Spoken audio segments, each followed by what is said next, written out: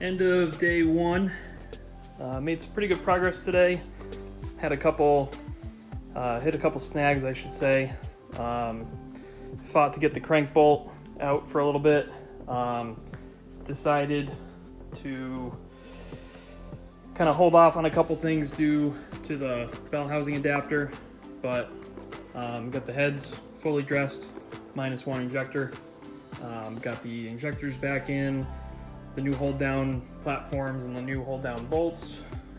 Fuel system is for the most part back together with all of our ported fittings and such. New fuel pressure regulator, intake manifold, or the two runners back on. So pretty good for a day's work considering we hit a couple setbacks. So next up is going to be finish dress in the front of the motor. Got to split it from this bell housing adapter, install the new O-rings there, and then from there we can kind of work our way forward and up with the exhaust and everything like that. So day one, hopefully 1 or 2 more days like this and we'll have this thing complete, and then from there it'll just be a matter of hooking up the wiring harness from Ken, pulling the ECM VIN out, and getting some tunes on this thing. So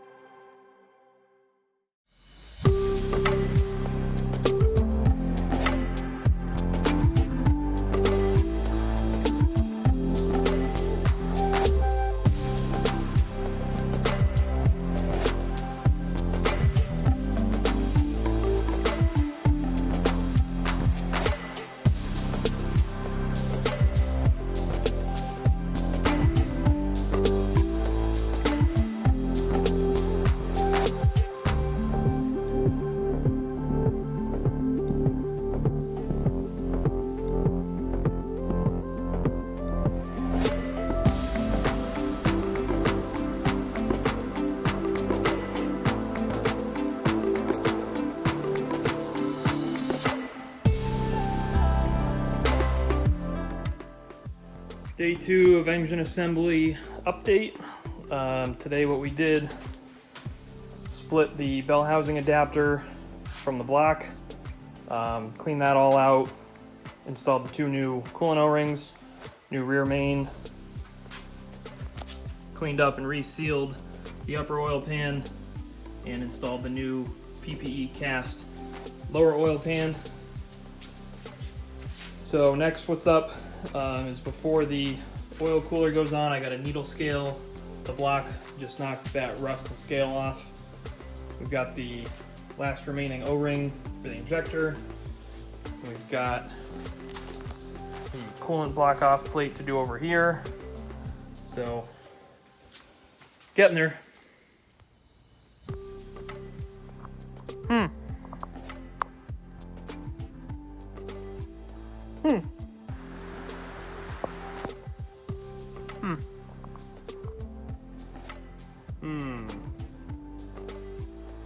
Haven't worked on the Duramax in about 3 weeks. Now the axle seals in this are leaking. It's almost October. Really got to get this done.